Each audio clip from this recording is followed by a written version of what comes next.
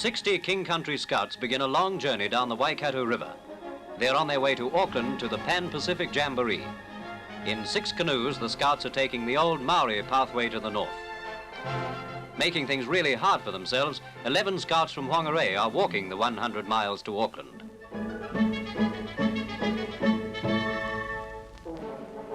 Scouts in their thousands pour into Cornwall Park. Most are New Zealanders, but boys from 13 other countries make this an international gathering. The Governor-General, Lord Cobham, opens the Jamboree and takes the salute.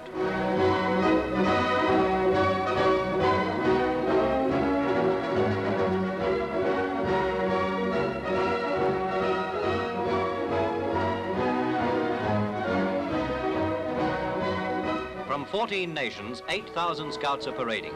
And when the marching's done, they settle down to the business of getting to know one another and making good friends at this, the 6th Pan-Pacific Jamboree.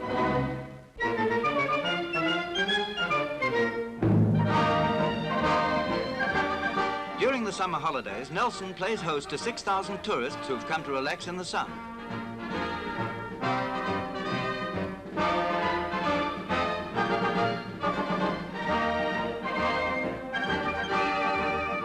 Different people have different ideas on relaxation, and South Island drivers are at Tahuna Beach for the Nelson Car Club's New Year meeting. 7 saloon cars are started in the Tutton Cup. Fast cornering cuts the sand track badly. Radiators suffer in the heat, and the crowd of 5,000 sees plenty of good driving. Both driving Zephyrs, the McDonalds of Christchurch settle into the lead positions, with Wells of Nelson lying third.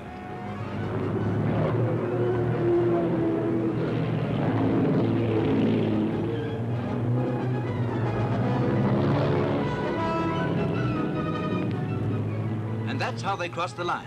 The McDonald's first and second, Wells third.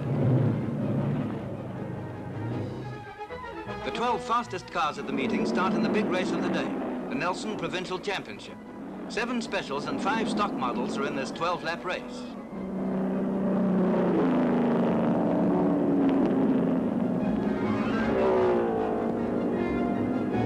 Starting 2 laps behind the first car away, Harris of Christchurch puts his Ford V8 Special through all its paces, and in a display of superb driving goes out to head the field.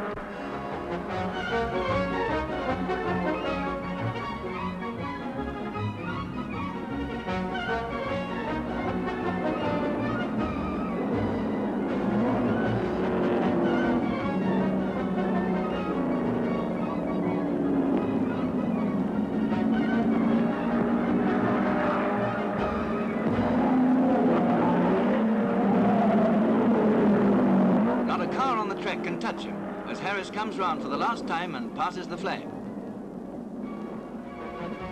Bill Harris, who came to Nelson for a restful holiday, has taken the championship and become the fastest man in town.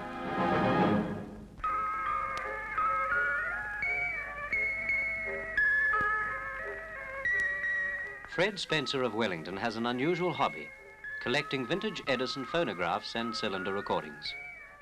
Tonight he's having an old-fashioned jam session with some friends. Recordings date from the late 70s to 1929, over 50 years of popular music. The mood is nostalgic, especially for 87-year-old Joe Rose, who was a small boy when Edison invented the phonograph in 1877.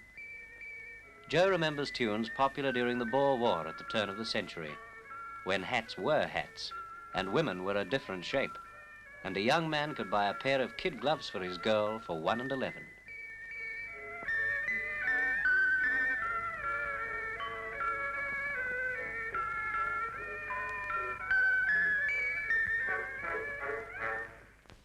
Can't beat the old tunes.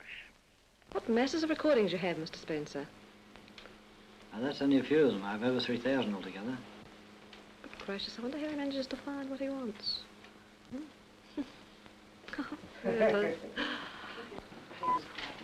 Hearts and Flowers. They used to play this for the old movie melodramas, remember? Some comedy stuff here too.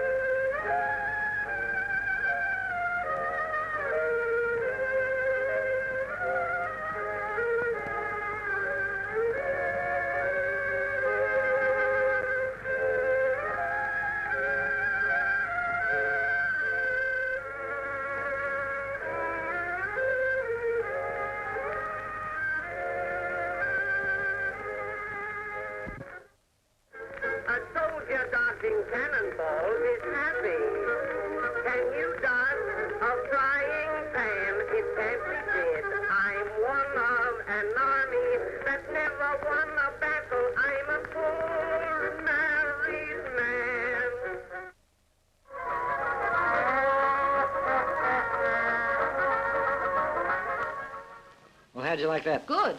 You don't remember the Keystone comedies, do you, Mr. Rose? Oh, yes, I do. He was too young. His mother wouldn't let him out. Oh, yes, she would. She would. Let's have Tipperary, Fred. I've got it right here. You know, Tom Mackenzie, Bill Massey, and Joey Ward were at Sling Camp when the King reviewed us. What a show that was. A long way to Tipperary, it's a long way to go. It's a long way to Tipperary, to the sweetest girl I know. You've never seen a lassie like her all your life. Oh, I love a lassie, oh, the bonny lassie, she's a beautiful little girl. And she's the sweet side of heather, the bonny purple heather, very much good for a bell.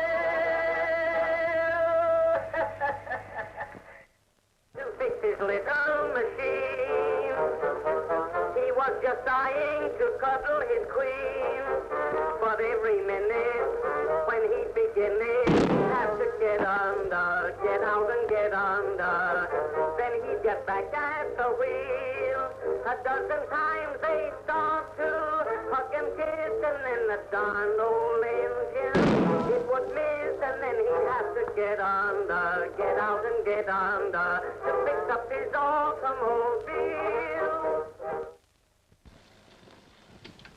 You know, the youngsters think the plastic surface, the microgroove, and the diamond reproducer all came in with hi-fi. Actually, Edison invented them all.